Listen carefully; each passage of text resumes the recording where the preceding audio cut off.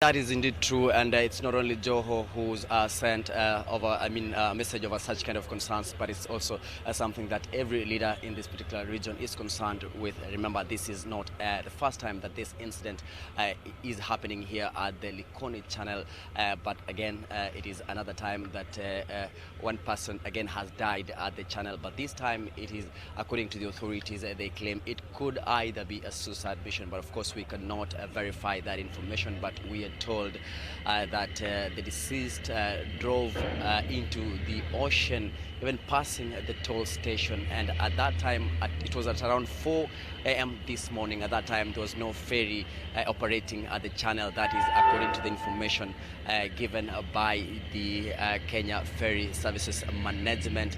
And as you can see currently right now, the Kenya Navy divers are on standby to start the retrieval process of the vehicle. Already the body they managed to retrieve the body like an hour ago, and they took it to Jocham Hospital. But right now what you can see is that the ferry MV Kilindini, it has on board a crane, and that crane will be used to lift or to pull out the vehicle out of the ocean. We're informed that it is lying between roughly 6 and 8 meters deep into the ocean, and that is what actually made it easy for the divers to quickly spot the vehicle. And I'm told that they swung into action like an hour after the incident occurred and started the recovery process, and they managed to spot the vehicle and retrieved the body. Let me just quickly read the statement released by the Kenya Ferry Services this morning, and it reads, "It is with sadness that we would like to confirm that around 4:20 a.m. on the mainland side of the channel, a motorist by the name John Mutinda, 46 years old, driving a saloon car registration number KBX 475B, that is a Toyota Allion, maroon in color, drove to the mainland ramp past the police check and failed to pay the ferry toll services. The ferry staff approached the vehicle, but the driver chose to drive past the pavement on the opposite side of the road, overlapping other vehicles which were parked on the waiting bay. And as the ramp controller stopped the vehicle, the motorist defied the order, sped off and plunged into the Indian Ocean." The statement further reads, the ramp controller alerted the coxswain who was at the island side. The coxswain immediately alerted the ferry rescue boat, which responded immediately.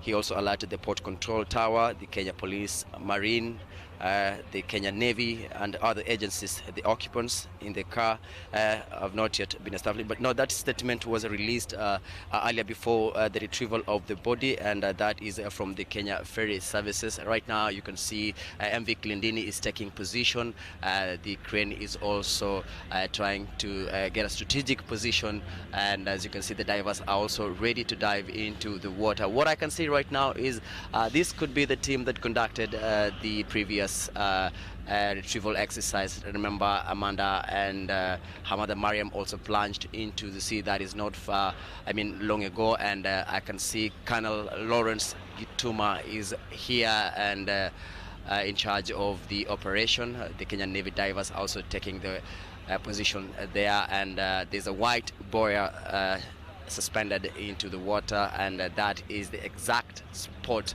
where the vehicle is lying. And currently at the channel there are two ferries operating, and of course that is because they would want to reduce the traffic at the channel to give room for this exercise that is yet to begin. Remember, the body of John Mutinda was already retrieved and has been retrieved, and it has been taken to Jocham Hospital, where I'm informed that friends, family members have gathered to comfort and console each other. And the information that we also managed to get from some of the family members, we informed that Mutinda only told his wife that he had an appointment, and an urgent appointment. That, remember, it was at around 4 a.m. but the wife tried to get more information concerning his appointment, but of course tried again to stop him from leaving the house, and she actually even tried to hide the car keys, but she did not manage, and that's how Mutinda left the house. And we are informed that he had his shorts, his pajamas on, and he just left like that, and we saw his body actually retrieved. That is the same exact way we informed that he left the house.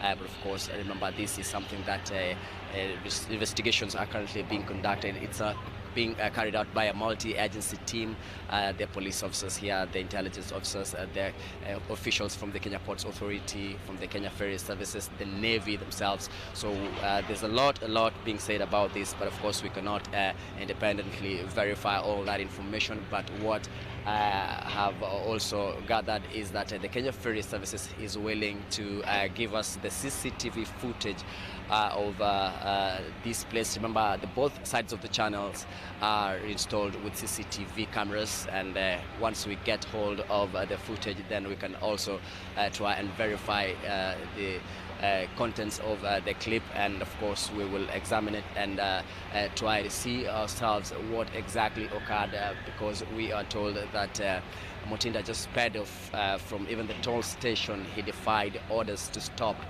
and that is when he drove directly and plunged into the ocean. He was alone in the car at that time, and of course also we are receiving other reports that he could have been drunk, but of course again we cannot verify that information. But of course also it's something that is becoming of great concern right now, because a few weeks ago there was also another man who jumped off the ferry at around midnight here at the channel and died. So some people that we were speaking to here, they're telling us that that particular incident, the guy of that previous incident was depressed, and he took his own life. So it is something that we are currently seeing, like somehow it's a trend, how these people are taking their lives. But of course, again, remember, this is a matter under active investigations. We cannot like really possibly verify all this information that we're getting, but what we know and what we can report is that Mutinda's body has been retrieved and taken to Jocham Hospital, and right now currently the Navy divers, as you can see, they're taking position. And again, the crane, I'm told it's from Seco, that is a company, remember, also got involved in the previous retrieval exercise of the vehicle that had baby Amanda and her mother, where when they plunged, after they plunged into the ocean a couple of months ago.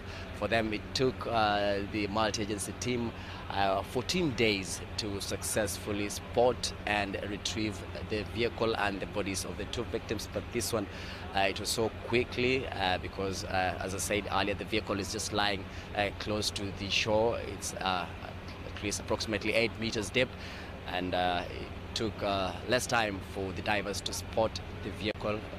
It's towards the shallow end, it's not that deep.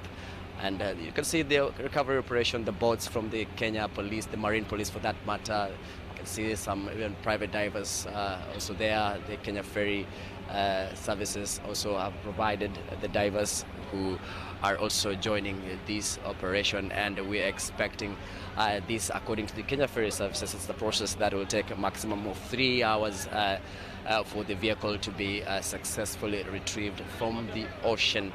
And we will be here, we are on standby. Of course, again, as I said, we'll be examining the CCTV footage that the Kenya Ferry Services will be providing for us to see exactly what happens, because it's a matter of great concern, and Kenyans are following this incident. Remember, it happened at 4:20 a.m. and at that time, remember, always from midnight, the traffic at the ferry is not that heavy, and at the time the ferries normally operate at intervals of an hour or two, and that according to the ferry at that time when the tragedy occurred, the other people who were waiting for the ferry to come in from the island to the mainland, and they had waited there for quite some time, and that is when, according to the Kenya Ferry, we informed that Mutinda just sped off and even overlapped and drove off immediately and plunged into the ocean. But of course, according to the Kenya Ferry, there were people here at that time, and of course remember that police and the authorities, investigative agencies, are also gathering information from witness accounts to get to establish what really happened, and I believe they will be able to give out final statement on the issue as soon as the operation is complete.